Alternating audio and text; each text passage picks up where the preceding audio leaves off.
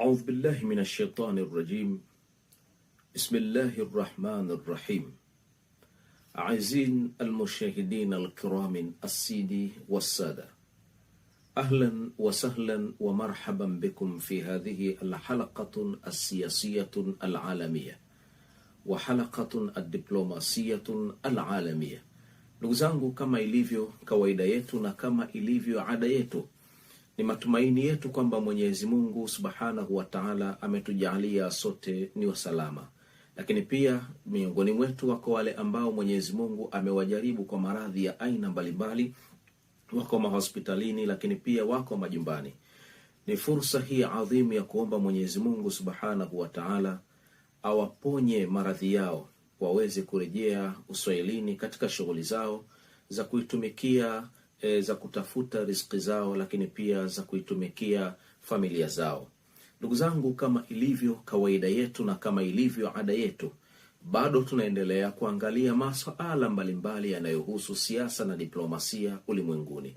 Na jicho letu bado liko kule kule Mashariki ya Kati, kwa kile ambacho kinachoendelea juu ya vuguvugu, mvumo wa vita, lakini pia majigambo baina ya nchi mbili. Nchi ya Marekani pamoja na mshirika wake ambao wanajiandaa kila kukicha, wakisogeza meli zao za kivita takriban kutoka kilomita 700 ya pwani ya bahari ya Irani. Lakini pia wakati huo huo bado kuna mazungumzo ya aina mbalimbali, jitihada za masuala mbalimbali ya kidiplomasia zikiendelea kufanyika baina ya nchi mbili, kati ya Marekani na Irani. Lakini pia jitihada hizo za masuala ya kidiplomasia na kutafuta usuluhishi wa amani ya kudumu baina ya nchi hizo mbili, baina ya Marekani pamoja na Iran, lakini pia na Israel, yameonekana kugonga mwamba, kwa sababu madai ya Irani wanasema kwamba Israel ni moja kati ya mataifa ambayo yamekuwa yakizalisha silaha ambazo ni za maangamizi, wakati mataifa mengine almujawara, dualul mujawaratun, mataifa ambayo yako jirani na Israel, bado yakifanywa kuwa ni madhaifu.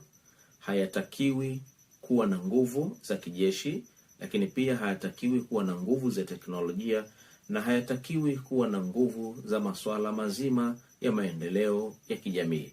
Katika mpango huo, mwanya huo, ndipo ambapo taifa la Israel linajaliwa kufanywa kuwa ni taifa lenye nguvu katika upande wa kuanzisha silaha zenye nguvu na za maangamizi, lakini pia kuwa na nguvu katika upande wa teknolojia na kuwa na nguvu katika upande wa sekta za kijamii. Na huu nimekuwa ni mpango wa mataifa ya magharibi.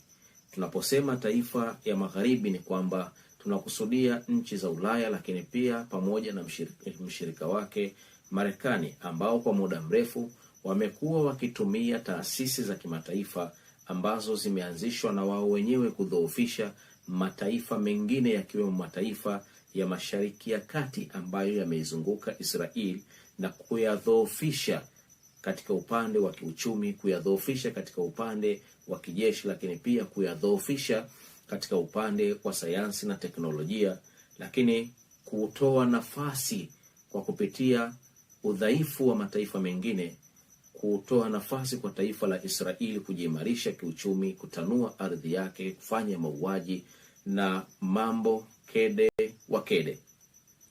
Lakini wakati huo jeshi la Pakistan pamoja na Uturuki pamoja na Saudi Arabia kwa kushirikiana na jeshi la Misri limekuwa katika mkakati wa muda wa dharura kuhakikisha kwamba wanatengeneza umoja wa nchi za Kiislamu.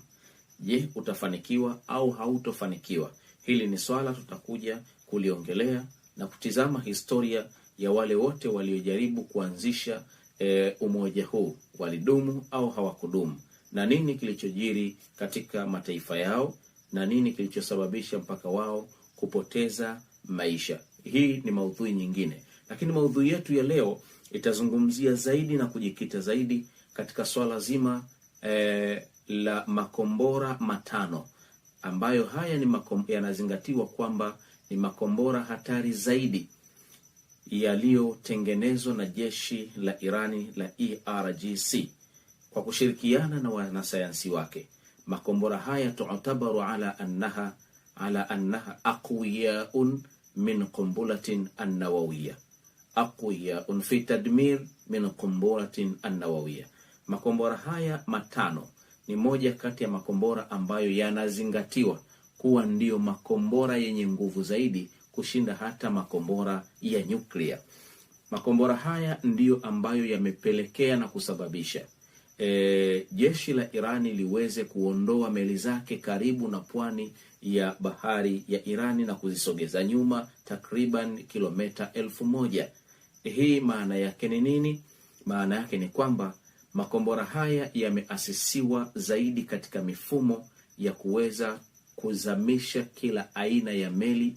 Haizingatiwi kwamba meli hiyo ina ulinzi wa kiasi gani wa kukwamisha makombora hayo au wa kukwamisha makombora ambayo yatakayokuja kuishambulia, bali inazingatiwa kwamba makombora haya ndiyo makombora yenye nguvu zaidi, yana uwezo wa kuzamisha meli ya aina yoyote bila kuzingatia mfumo wowote uliowekwa wa ulinzi ndani ya meli hiyo.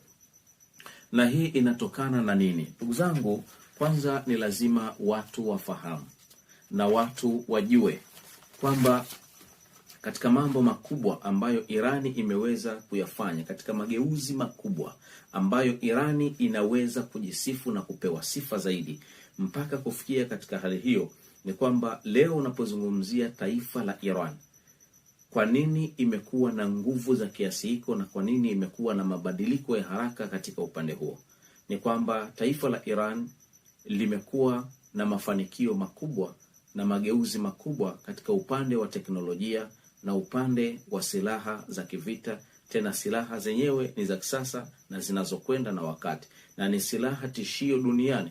Ni kwa sababu Irani mpaka sasa tunavyoongea kwamba hawawazi maswala ya chakula, kwamba mfumo wa chakula katika nchi yao wamekwisha umaliza. Sijapata kusikia kwa miongo mingi kwamba Irani inaomba msaada wa chakula kutoka katika maeneo mengine. Hii ni kwa sababu gani? Hii ni kwa sababu kwamba wamewekeza katika kilimo, wanatumia ardhi yao katika kulima. Maana yake ni kwamba chakula bora au afya bora ya wananchi ni ile ambayo inayotengenezwa katika chakula chao. Lakini ukitaka mafanikio pia kwa wananchi, ni lazima uhakikishe kwamba wananchi wako hawawazi chakula, kwamba chakula kwao kinakuwa ni bei chini, kwamba serikali ni lazima iwekeze katika mifumo ya chakula. Jambo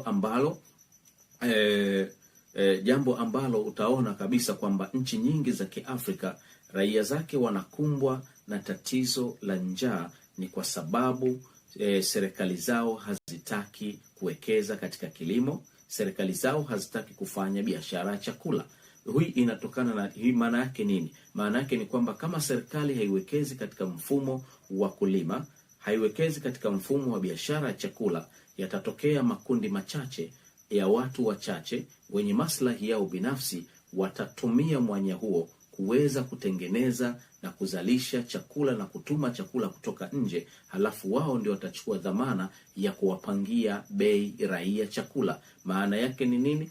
Maana yake taifa lolote utakapoona kwamba kuna wafanyabiashara wachache ambao wanaomiliki chakula, wanaolima, wanaoagiza chakula kutoka nje, maana yake hapa patakuwa kuna tatizo baadaye la kuwadidimiza watu, lakini pia kifikra watu watashindwa kuwaza maendeleo, na matokeo yake watakuwa wanawaza chakula, namna ya kupata chakula chao, kwa sababu wao ndio watakuwa wanapanga bei wanayoitaka wao, na wanapopanga bei wanayoitaka wao juu ya chakula au kupatikanaji wa chakula, maana yake hawa raia wataishi katika maisha magumu, na hivyo kushindwa kumudu gharama za maisha kila mwaka utakavyokuwa unaendelea. Sasa Irani ni taifa ambalo limejikita katika kulima chakula chake wenyewe, lakini Iran sijapata kusikia hata siku moja kwamba imeagiza madaktari kutoka nje au imepeleka wagonjwa kwenda nje. Hii maana yake ni nini? Maana yake ni kwamba Iran imeweza kufanikiwa katika upande wa afya, upande wa hospitali, upande wa teknolojia inayohusu masuala ya tiba. Sasa nchi nyingi za Kiafrika bado kuna matatizo ya kutokuzalisha dawa zake zenyewe, matatizo ya kutegemea madaktari kutoka nje, na huku ni natija ya kutokuwekeza katika mifumo mizima ya udaktari. Lakini pia matatizo ya kutokuwa na huduma bora katika mahospitali. Sasa nchi nyingi za Kiafrika zinaishi katika utaratibu huo. Ukizingatia kwamba ulimwengu wa sasa tayari umekwisha badilika, ni ulimwengu ambao baadhi ya mataifa mengi wanakuwa wanagawana, kwamba mataifa makubwa wanagawana namna ya kugawana rasilimali za watu mataifa mengine. Katika jambo kama hilo ni kwamba wao ndio wataanzisha mifumo ya kutengeneza vifaa vya hospitali pamoja na dawa kwa ajili ya kuwauzia mataifa mengine. Ina maana mataifa mengine ni kwamba kwa kuwa wanaagiza chakula kutoka nje, haijulikani kile chakula kitakuwa kina nini, lakini wakati mwingine huwa wanatekeleza moja ya ajenda zao kupunguza population ya watu ndani ya katika dunia. Hii maana yake nini? Katika vile vyakula ambavyo huagizwa kutoka nje, wakati mwingine huja na vitu ambavyo kazi yake kuleta magonjwa. Ndio maana leo unaona kwamba magonjwa ya kisukari yamekuwa ni mengi, magonjwa ya moyo yamekuwa ni mengi, magonjwa ya figo yamekuwa ni mengi. Hili tatizo, pressure imekuwa ni kubwa. Tatizo ni kwamba unaweza ukaona katika sura ya kawaida ni hali ya kawaida, lakini unaweza ukajiuliza kwa nini nyakati za nyuma, zama za wazee wetu, magonjwa haya yalikuwa sio kama katika kiwango ambacho tunachokwenda nacho leo, kiasi kwamba unaweza kumkuta mtoto mdogo anaumwa kisukari, mtoto mdogo anasumbuliwa na moyo, mtoto mdogo pressure iko juu. Maana yake patakuwa kuna jambo ambalo sisi kama Waafrika tunatakiwa tuendelee kulichunguza na kujua nini chanzo. Sasa mwisho wa siku taifa litahitaji vifaa, taifa litahitaji dawa. Maana yake ni lazima litumie pesa kwenda kupata dawa hizo, kwenda kupata vifaa hivyo kwa niaba ya kuwasaidia wananchi wake. Lakini pia Irani imekuwa ni moja kati ya nchi ambazo imejimarisha katika swala zima la kiuchumi. Na hii maana yake ni nini? Maana yake ni kwamba vikwazo vyote ambavyo vilivyowekwa na Marekani pamoja na nchi za magharibi dhidi ya taifa la Irani kama sehemu ya kutaka kulidhoofisha vimekwama, kwa sababu Irani wameweza kujisimamia wenyewe, kutengeneza uchumi wao na kusimamia rasilimali zao. Na hii inatokana pia pamoja na kupiga vita vitendo vya ufisadi, uharibifu, matumizi holela, matumizi ambayo hayana tija ndani ya jamii ya watu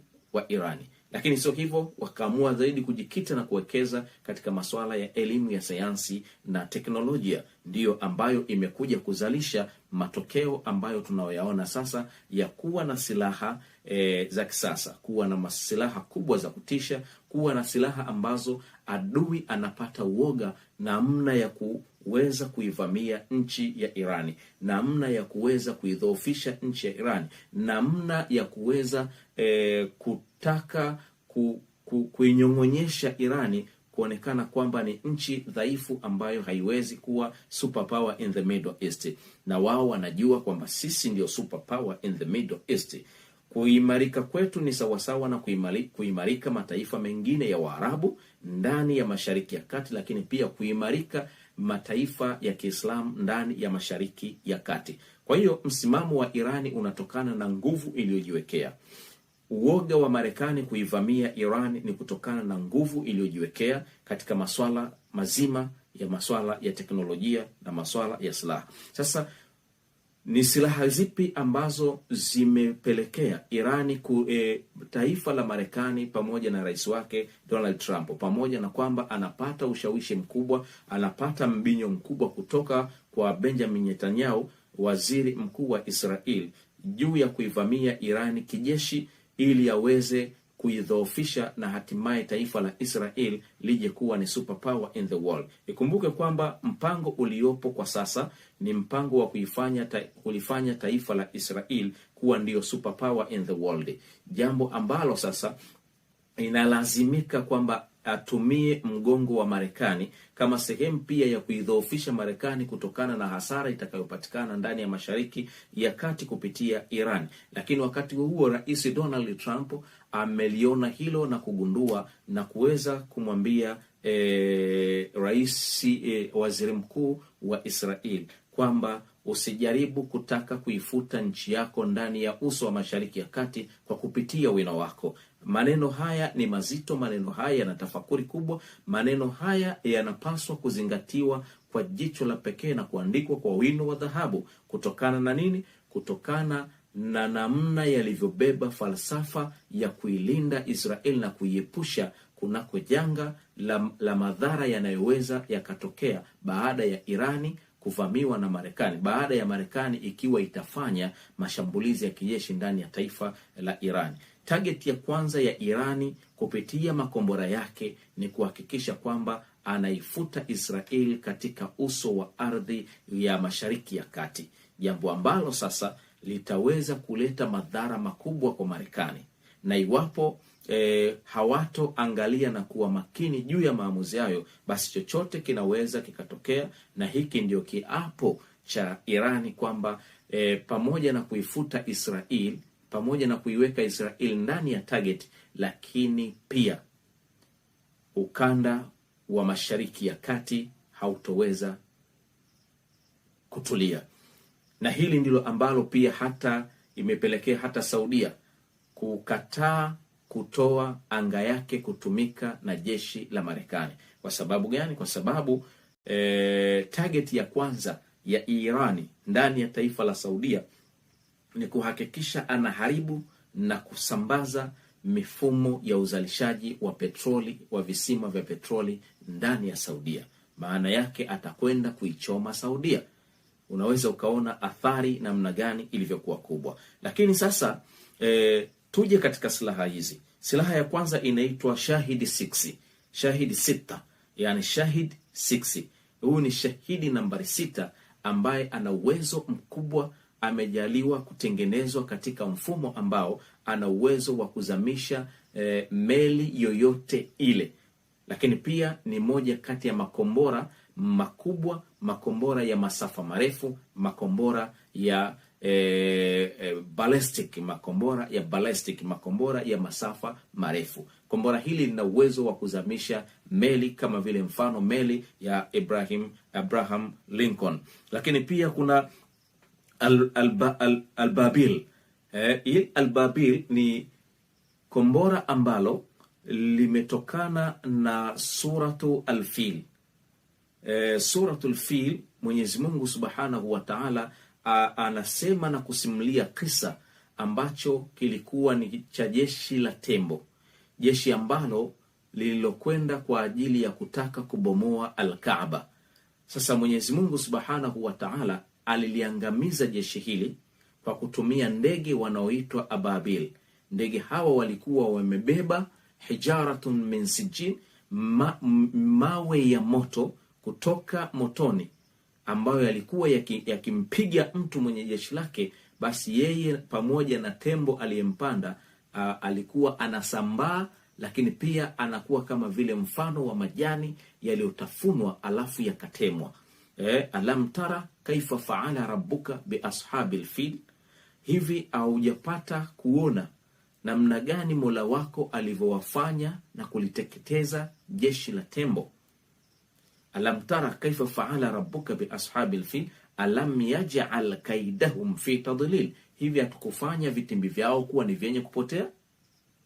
Alam yaj'al kaidahum fi tadlil wa arsala alaihim tayran ababil, na akatuma juu yao ndege Ababil, tarmihim bihijaratin min sijil, wakawa wakiwatupia na kuwapopoa mawe kutoka motoni, mawe ya moto kutoka motoni. Faja'alahum ka'asfin ma'kul, na tukawafanya kama vile mfano wa majani yaliyotafunwa. Na hili lilikuwa ni jeshi la Abrahat kutoka Yaman, ambalo lililoandaliwa mahsusi kwa ajili ya kwenda kubomoa Al-Kaaba, katika tukio ambalo babuye Bwana Mtume Muhammadin sallallahu alayhi wasallam alimwambia Mwenyezi Mungu, inna lilbaitin laha al. Hii nyumba hii ina watu wake wa kuilinda.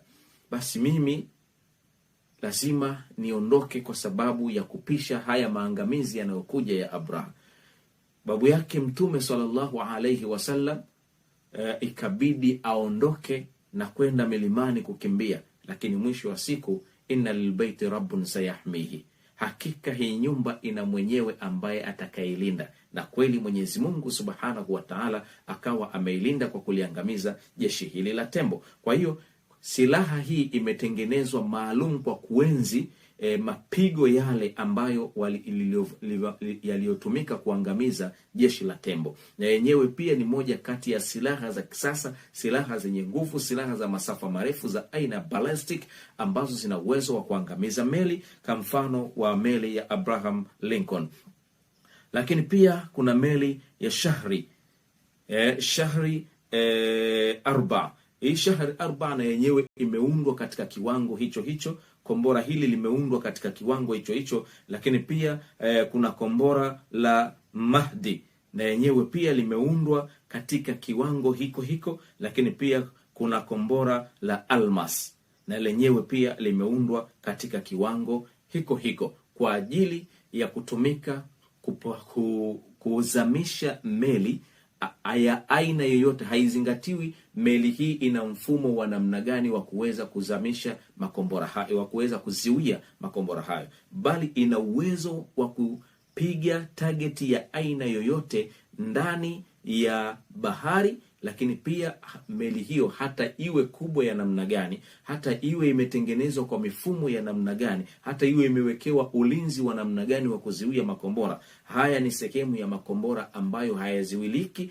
na wala hayaonekani katika rada, lakini vile vile yana uwezo ya kupenya ulinzi wa aina yoyote na kuhakikisha kwamba wanazamisha meli hiyo. Ndugu zangu, leo niliamua kutengeneza video hii maalum kwa ajili na kuwaonyesha wapenzi wetu watazamaji ambao pia wameendelea kutupa maelezo, kutuomba kwamba tuchambue baadhi ya silaha na kuzionyesha na kuonyesha makombora ya Irani ambayo yamemtia uoga na kumfanya Donald Trump arejee nyuma na kutosaini vita ambayo yeye pia ndiyo msimamizi mkuu na ndiyo jemedari mkuu. Laiti kama ataweka tu saini yake, basi mashambulizi yataanza. Lakini baada ya kufanywa uchunguzi, upembuzi na wataalamu wake wa vita ndani ya Marekani, imeonekana kabisa kwamba athari na madhara ya vita yatakayotokana na majibu ya mashambulizi ya makombora ya Irani itakuwa ni kubwa na yanaweza kuisababishia hasara kubwa Marekani, kiasi kwamba hasara ile kuirejesha itawagharimu miaka mingi, lakini pia inaweza ikawa ni sababu ya kuporomoka. Kwa hiyo